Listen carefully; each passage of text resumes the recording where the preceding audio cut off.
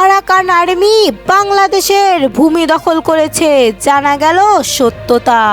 সাম্প্রতিক ভারতীয় গণমাধ্যমের একটি খবর ছড়িয়ে পড়েছে, যেখানে বলা হচ্ছে যে আরাকান আর্মি বাংলাদেশের 227 কিলোমিটার ভূমি দখল করে নিয়েছেন। তারপরেই এই তথ্যটি সামাজিক যোগাযোগ মাধ্যমেও ছড়িয়ে পড়ে। এই নিয়ে বেশ কিছু স্থানীয় সংবাদ মাধ্যমেও সংবাদ প্রকাশিত হয়।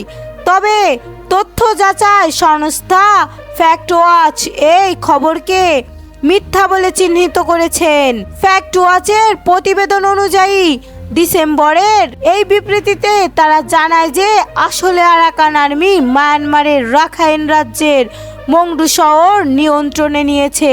বাংলাদেশ মায়ানমার সীমান্তে প্রায় 300 কিলোমিটার এলাকার মধ্যে তাদের কার্যক্রম বৃদ্ধি পেয়েছে।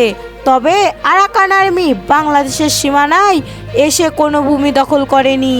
সংগঠনটি আরও উল্লেখ করেছে যে মায়ানমার ও আরাকান আর্মি বাংলাদেশের সীমান্তে কোনো অবৈধ দখল বা অনুপ্রবেশ ঘটায়নি, বরং মায়ানমারের সংগঠিত লড়াইয়ের কারণে বাংলাদেশ সীমান্তের উপর বিদ্রোহী গোষ্ঠীটি কিছু এলাকায় নিয়ন্ত্রণে নিয়েছে।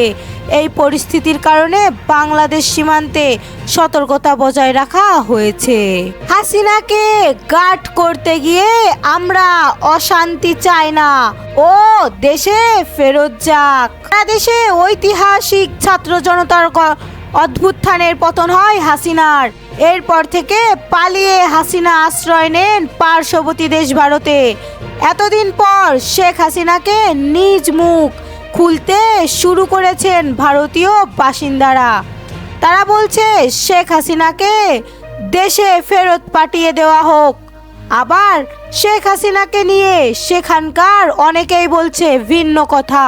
এই প্রতিবেদনে যেসব নিয়ে থাকছে আলোচনা, শেখ হাসিনার ব্যাপারে ভারতীয়দের কে কি ভাবছেন। একজন ভারতীয় নাগরিক বললেন, হাসিনার জন্যই দুদেশের মধ্যে এসব হচ্ছে, হাসিনা তার দেশে ফিরে যাক।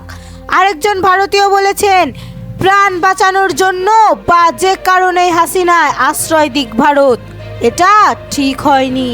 বাংলাদেশ নিজ স্বার্থে সংখ্যালঘুদের সুযোগ দেবে না, বললেন লোকসভায় জয়শঙ্কর। ভারত বাংলাদেশ সম্পর্কের টানাপোড়েনের মধ্যে এবার এ বিষয়ে পার্লামেন্টে কথা বলেছেন ভারতের পররাষ্ট্রমন্ত্রী এস জয়শঙ্কর। তিনি বলেছেন, ভারত আশা করে বাংলাদেশের নতুন সরকার পারস্পরিক স্বার্থ রক্ষায় দিল্লির সঙ্গে বন্ধুত্বপূর্ণ সম্পর্কে আগ্রহী হবে। ছোট হয়ে আসছে শেখ হাসিনার পৃথিবী, কোনো দেশ আশ্রয় দিতে রাজি নয়। সাবেক স্বৈরাচার শেখ হাসিনাকে তাকে আশ্রয় দেওয়ার নিয়ে নানান তথ্য বাতাসে ভেসে বেড়ালেও শেষ পর্যন্ত কেউ রাজি হয়নি। ভারতও চেষ্টা করেছিল হাসিনাকে তৃতীয় কোনো দেশে পাঠাতে। ফিনল্যান্ড, যুক্তরাজ্য, সংযুক্ত আরব আমিরাত কেউই রাজি হয়নি। এমন মুহূর্তে ভারতে থাকতে হচ্ছে হাসিনাকে। ভারতও চাপে ছিল, ওয়াশিংটনের চাপ ছিল ঢাকায়ও। ওয়াশিংটন দিল্লির কাছে জানতে চেয়েছে হাসিনা ঠিক কোন স্ট্যাটাসে ভারতে বসবাস করছে।